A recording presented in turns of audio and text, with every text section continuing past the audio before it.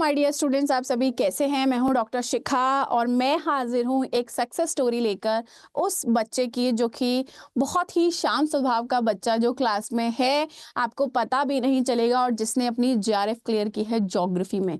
हाँ जी, मैं आप सभी का स्वागत करती हूँ हमारे ऑफिशियल यूजीसी नेट चैनल 24/7 में। और मेरे साथ है आशीष, जिन्होंने ज्योग्राफी में जीआरएफ की है क्लियर इस टाइम। एंड वो he is my paid student, वो पेड स्टूडेंट रहे हैं एंड काफी ब्राइट स्टूडेंट थे। बट जब जेआरएफ क्लियर हुआ तब पता चला कि हाँ, he is there. So congratulations Ashish, सबसे पहले तो जेआरएफ के लिए। आशीष, कैसा फील हो रहा है? बहुत ही खुश हूँ मैं अपने रिजल्ट्स को लेके कि मैंने जो मेहनत की, जो मैंने प्रिपरेशन किया, उसका आज मुझे रिजल्ट मिला। तो बहुत ही सेटिस्फाइड हूँ मैं और बहुत खुश हूँ मैं इस चीज़ को लेके। हम्म। ओके। आशीष, जो सबसे पहला सवाल हमारे दिमाग में आता है कि किस तरीके से स्ट्रैटेजीज करके आपने पढ़ना स्टार्ट किया। मतलब ज्योग्राफी है, strategy for paper 1 and paper 2, तो क्या स्ट्रैटेजीज रही आपकी जेआरएफ क्लियर करने में? अ, अगर इसमें स्ट्रेटेजी की बात करता हूँ तो मैंने आपकी क्लास को फॉलो किया।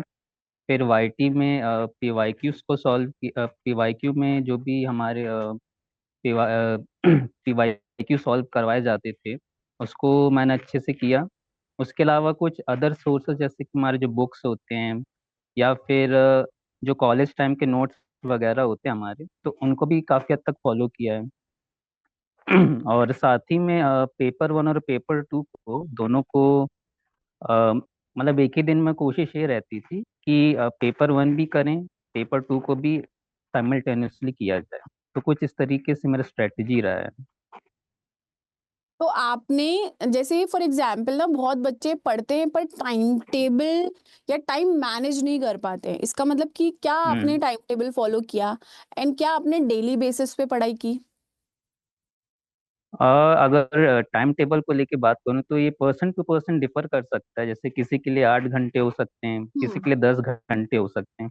तो हम्म। मैंने टाइम को बहुत ज़्यादा बाउंड करके नहीं रखा हुआ था हम्म। कि मेरे को इतने ही घंटे पढ़ने हैं। हम्म। तो टाइम को लेके मैं बहुत हद तक फ्लेक्सिबल था कि अगर आज सपोज 8 घंटे पढ़ाई हो पा रही तो 8 ही घंटे पढ़ो। मतलब एक्स्ट्रा लोड लेके मैंने कोई पढ़ा नहीं, मतलब कि बहुत ही ईजी और कूल माइंडेड तरीके से टाइम को मैनेज किया। मतलब टाइम को फ्लेक्सिबल ज़्यादा रखा मैं।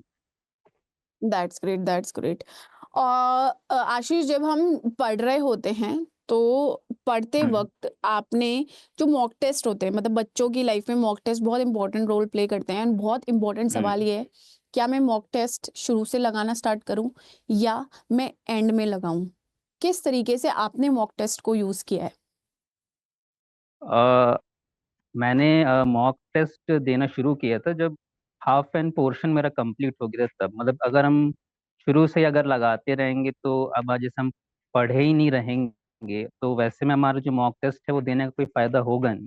तो जब हमारा हाफ पोर्शन हो जाता है सिलेबस, तो तब से लगाना चाहिए, क्योंकि तब तक हमारे पास कुछ हद तक बेटर अंडरस्टैंडिंग डेवलप हो जाती है सब्जेक्ट को लेके। Exactly, exactly. And what are the role of PYQ in students life? अगर पीवाईक्यू देखा जाए तो रिपीटेडली बहुत सारे ऐसे क्वेश्चंस होते हैं या थ्योरीज होती हैं जो बार बार क्वेश्चंस में पूछे जाते हैं। पेपर्स में स्पेशली बहुत सारे ऐसे कॉन्सेप्ट्स होते हैं जो बहुत बार रिपीट हो जाते हैं।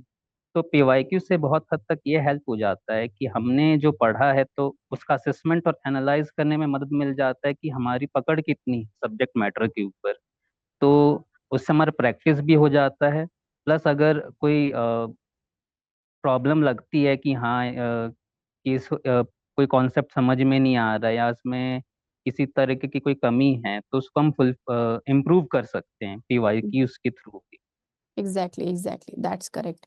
एंड सबसे इम्पोर्टेंट सवाल जो मैं हर स्टूडेंट से पूछती हूँ आशीष, कि स्ट्रेस को कैसे मैनेज किया? सबसे पहले तो ये है कि हमेशा पॉजिटिव अप्रोच ही अपनाना चाहिए। कि ये नहीं सोचना चाहिए कि अगर मेरा पेपर नहीं हुआ तो हो गया, तो उस चीज़ को कभी अपने ऊपर हावी नहीं होने देना चाहिए कि हाँ हुआ कि नहीं हुआ। बस एक पॉजिटिव माइंड सेट और एक पॉजिटिव एटीट्यूड होना चाहिए। सेल्फ बिलीफ इम्पॉर्टेंट है। और इसके अलावा मेडिटेशन, योगा अपने डेली रूटीन में डालने से भी बहुत हद तक स्ट्रेस से रिलीफ मिलता है। एग्जैक्टली। ओके। आशीष, 15 डेज पहले की स्ट्रैटेजीज क्या थी तुम्हारी एग्जाम से पहले?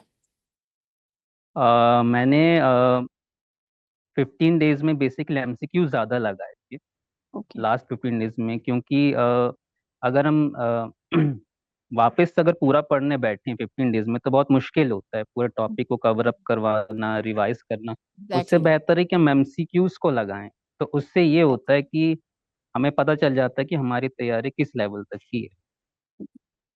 एंड एक स्टूडेंट को आप जब अब you are also like a mentor for the students जो अब आएंगे देंगे, रिविजन को कितना इम्पोर्टेंस देते हो? मैम, रिवीजन बहुत इम्पोर्टेंट है, क्योंकि विदाउट रिवीजन हम जो भी चीज़ पढ़ते हैं वो इंस्टेंटली कभी रिकॉल नहीं हो पाता एग्जाम में। तो हमें बार बार चीज़ों को, फैक्ट्स को पढ़ना बहुत ज़रूरी हो जाता है, ताकि एग्जैक्ट हमारे पास जो आंसर है, मतलब जो क्वेश्चन हमें पूछ रहा है, तो हम उसी के थ्रू आंसर कर सके क्वेश्चंस को। ये इसीलिए रिवीजन बहुत इम्पोर्टेंट हो जाता है। Correct, correct. And this is the last question Ashish, कि एज अ स्टूडेंट आपके पास में पेड कोर्स था, तो आप अपने फेलोज को कितना ये सजेस्ट करोगे कि एक मेंटरशिप होना कितना इम्पोर्टेंट है एक स्टूडेंट की लाइफ में?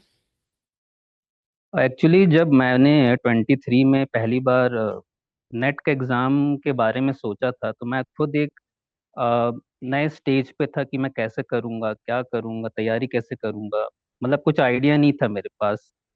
तो जब अच्छी प्रिपरेशन चाहिए होती है हमें, तो इसके लिए इम्पोर्टेंट है कि मेंटोरशिप भी होना ज़रूरी है हमारे पास, तब जाके हम उस गोल को जो हमने डिज़ायर की हुई होती है पहले से, उसका अचीव कर पाते हैं।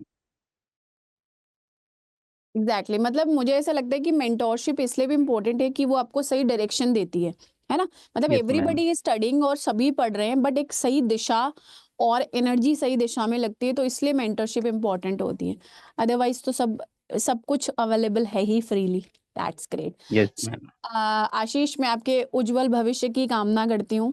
अब जैसे तुमने मुझे जेआरएफ की एक खबर दी, आई जस्ट होप कि तुम जल्दी असिस्टेंट प्रोफेसर बनो, और भगवान तुम्हें खूब सारी खुशियां दे। अपने स्वास्थ्य का भी ध्यान रखिए। God bless you Ashish, and congratulations once again. Thank you so much ma'am.